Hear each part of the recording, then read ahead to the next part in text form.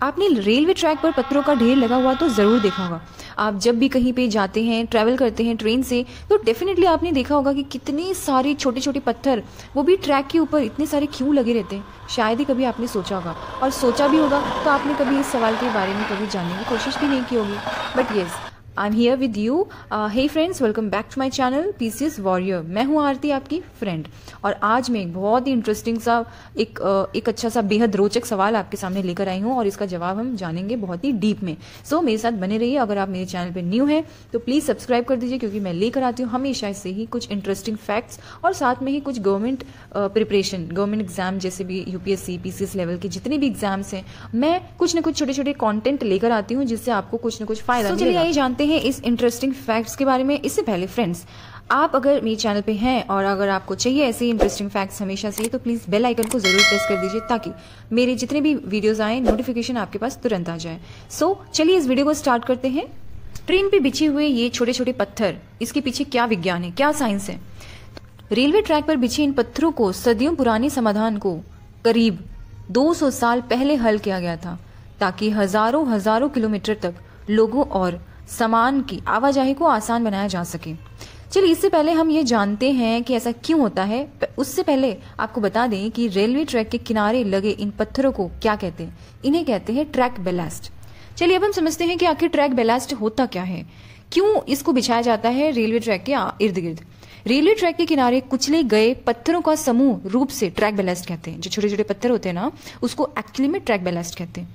Ballast, ये जो शब्द है ना, ये समुद्री शब्द से लिया गया है। समुद्र यानी कि जो समुद्र में जो लहरें उठती हैं, गिरती हैं, फिर उसके बाद जो छोटे छोटे कंकड़ एक साथ बाहर निकल जाते हैं, दैट इज अ बैलास्ट, जिसका इस्तेमाल जहाज को स्थिर करने के लिए इस्तेमाल किए जाने वाले पत्थरों को, यानी जब पत्थर इकट्ठे हो जाते हैं सारे और जहाज को वहां पे लाके रोक दिया जाता है, ताकि जो जहाज है, जो समंदर पे जहाज चल रहा होता है, फिर उसके किनारे पे रोक दिया जाता है, तो उसी पत्थरों को बोला जाता है बैलास्ट। पुराने जमाने में यह कुचला हुआ पत्थर और बजरी थी, जिसका इस्तेमाल ब्रिटिश कोयला जहाजों को उनकी वापसी यात्रा, यानी कि जब भी जो जहाज है वो वापस आता था, यात्रा को रोकने के लिए वहां पे यूज किया जाता था।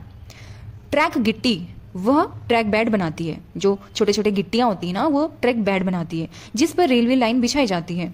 रेलवे ट्रैक जमीन पर स्थिर नहीं होती हैं, उन्हें बल्कि गिट्टी पर तैरते हैं। वो सारे के सारे जितने भी आप देख रहे होते हैं रेलवे ट्रैक, वो एक्चुअली में जमीन से बिल्कुल टच नहीं होते। वो रेलवे यानी जो गिट्टियां होती है ना, जो छोटी छोटी गिट्टियां बिछाई जाती है, वो उस पर तैरते हैं। गिट्टी और रेलवे ट्रैक का वजन लाइनों को स्थिर रखता है, यानी कि कांस्टेंट रखता है, ताकि वहां से कोई एक्सीडेंट ना हो जाए। ट्रैक बैलास्ट की मोटाई लगभग 25 सेंटीमीटर से लेकर 30 सेंटीमीटर होती है। कभी कभी लाइन पर यातायात की मात्रा के आधार पर अधिक भी हो सकती है। रेल की पटरी 2 स्टील की पटरियों से बनी होती है। जैसा कि आप हमेशा देखते हैं ना, दो पटरियां एक साथ जारी होती है, जो कि पैरेलल होती है, जो कि एक निश्चित दूरी पर समानांतर यानी कि पैरेलल रखी जाती है। रेल की पटरियों को रेल की पट्टियों द्वारा रेल स्पाइक का उपयोग करके जोड़ा जाता है। चलिए यहाँ पे मैं बता दूं कि रेल पट्टियां, यानी कि यूरोप में इसको स्लीपर बोलते हैं, और जो रेल स्पाइक है उसे क्या बोलते हैं, एक बहुत बड़ी कील, जिसे कट स्पाइक या फिर क्रैम्पन के रूप में भी जाना जाता है। रेल की जो पट्टियां होती है ना, वो लकड़ी या कंक्रीट से बनी होती है। पटरियों को पट्टियों से बोल्ट किया जाता है, यानी कि ये एक स्ट्रक्चर हो गया कि पटरियों को कैसे जोड़ा जाता है एक दूसरे से, और फिर उन पे कंक्रीट किस तरीके से बिछाया जाता है, ताकि वो एक दूसरे से बने रहें और कोई भी डिस्टर्बेंस ना करें। चलिए, आपने स्ट्रक्चर तो देख लिया, अब हम जानेंगे कि ट्रैक गिट्टी के रूप में किस प्रकार के पत्थरों का उपयोग किया जाता है, यानी कि जो पत्थर डले होते हैं ना, वो किस प्रकार के होते हैं। लाइक उनका भी एक स्ट्रक्चर होता है कि किस प्रकार के पत्थर हैं, ताकि वो रेलवे ट्रैक को अच्छे से पकड़ बना सके। चलिए आइए इस बारे में हम जानते हैं। मजेदार बात तो ये है कि ट्रैक गिट्टी के रूप में केवल कुछ खास तरह के पत्थरों का ही इस्तेमाल किया जाता है। गिट्टी के लिए इस्तेमाल की जाने वाली सामग्री, यानी कि जो आइटम्स होते हैं, आमतौर पर उच्च गुणवत्ता वाली जो आग्नेय या फिर रूपांतरित चट्टानें, यानी कि हाई क्वालिटी इग्नीशियस और मेटामॉर्फिक रॉक्स का यूज किया जाता है, जो कि जिन्हें खनन के दौरान विस्फोट करके निकाला जाता है, जिससे वांछित गिट्टी यानी कि डिजायर बेसाल्ट सामग्री प्राप्त होती है। गिट्टी सामग्री समान रूप से वर्गीकृत या फिर अनियमित आकार की होती है, लाइक क्लासिफाइड और इरेगुलर टाइप की होती हैं जो पत्थर होती हैं। रेलवे पटरियों पर ट्रैक गिट्टी के रूप में निम्न यानी बहुत सारे आप कह सकते हैं उपयोग किया जाता है, जैसे कि कुचली हुई मिट्टी, कुचली हुई चट्टानें, बजरी, कोयले की राख, कंक्रीट और रेत, ये सब यूज किया जाता है इस रेलवे ट्रैक के दौरान। एक्चुअली में राख को एक समय में बहुत अच्छी गिट्टी सामग्री माना जाता था, क्योंकि यह तेजी से जल निकासी प्रदान करती थी, यानी कि ये बहुत ही अच्छा थी जो पानी को बहुत अच्छे से निकालने में सक्षम रहती थी। मगर 1922 तक अमेरिका में लगभग 90% पूर्व उत्तर पूर्वी रेलवे को राख से गिट्टी किया गया था। राख से गिट्टी किया गया था, समझ सकते हैं आप, राख से, यानी कि पहले राख का ही ज्यादा यूज किया जाता था गिट्टी के रूप में। अध्ययनों से, यानी कि जो हमारे पूर्व के जो फिलोसोफर रहे हैं उन्होंने बताया कि राख एक बहुत अच्छी गिट्टी सामग्री होती थी। हालांकि राख में सल्फाइड की उपस्थिति स्लीपरों और अन्य ट्रैकों, जो अन्य ट्रैक्स होते थे, उनके घटकों के लिए बहुत अच्छा मजबूत एक रासायनिक खतरा बनी थी। इसलिए इसको क्या किया गया, हमेशा के लिए राख को रेलवे गिट्टी सामग्री के लिए स्वीकार्य सामग्रियों की सूची से हटा दिया गया। इसलिए, वरना आज भी राख को ही माना जाता बहुत अच्छा एक गिट्टी के रूप में, बट अभी उसको हटा दिया गया क्योंकि इसमें सल्फाइड की मात्रा बहुत ज्यादा थी, जो कि बहुत हानिकारक हो जाती थी। तो चलिए आइए, अब ये सब तो हो गया, अब हम समझते हैं कि आखिर रेलवे पटरियों पर पत्थर क्यों होते हैं। तो अभी तक आपने समझ लिया होगा कि रेलवे जो ट्रैक्स हैं उसमें क्या क्या क्लासिफिकेशन होती है, पटरियों पे क्या क्या चीजें बिछाई जाती हैं, क्या नहीं बिछाते हैं, और क्या हानिकारक हो सकती थी पहले और अब क्या बहुत अच्छा इंपॉर्टेंस रोल प्ले करता है हमारे ट्रैक्स के लिए। तो ये सारी हिस्ट्री आपने अब समझ लिया होगा। चलिए अब हम समझते हैं कि रेलवे पटरियों पर पत्थर क्यों होते हैं।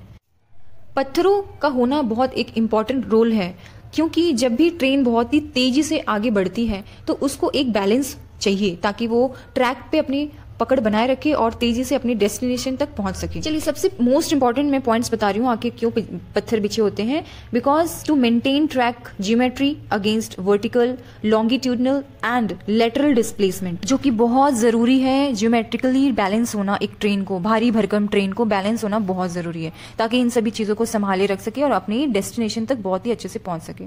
चलिए दूसरे पॉइंट बताती हूँ। रेलवे पटरियों के लिए ट्रैक बेड, यानी कि एक तरीके का ट्रैक बेड बन जाता है। अगर ये पत्थरें अगर उस पे बिछ जाती हैं तो एक बेड बन जाता है, क्योंकि बहुत तेजी से अगर ट्रेन चल रही होती है तो ये एक वाइब्रेशन क्रिएट करता है, जिसकी वजह से अगर जो पटरियां हैं, पटरियां अगर कॉन्क्रीट की होंगी तो ऑब्वियसली वाइब्रेशन से वो टूट सकती हैं और एक्सीडेंट होने का डर होता है। इसलिए ये छोटे छोटे पत्थर इन सभी चीजों को संभाले रखता है और वाइब्रेशन को भी हैंडल कर लेता है। इसके अलावा यह इंसुलेशन गुण प्रदान करता है ताकि जो ट्रैक पे बिजली दौड़ रही होती है ना, उसकी आपूर्ति से संबंधित कोई और समस्या ना आ पाए। इसके अलावा ट्रैक पर वनस्पति को उगने से रोकती है ये छोटे छोटे जो गिट्टियां होती हैं। जैसे कि अगर मान के चलिए ट्रैक पे छोटे छोटे पौधे उगने लग गए, ठीक है, तो ट्रेन को आने जाने में बहुत दिक्कत होगी। बहुत बड़े बड़े अगर कहीं पे ट्रेन ऐसा जगह है जहाँ पे ट्रेन बहुत दिनों तक नहीं चल पाती है, उतने दिनों में ट्रेन अगर नहीं आएगा जाएगा तो वहाँ के जो छोटे छोटे पौधे हैं वो बड़े भी हो सकते हैं, जिससे रेलवे ट्रैक का विजिबिलिटी थोड़ी सी लो हो जाएगी।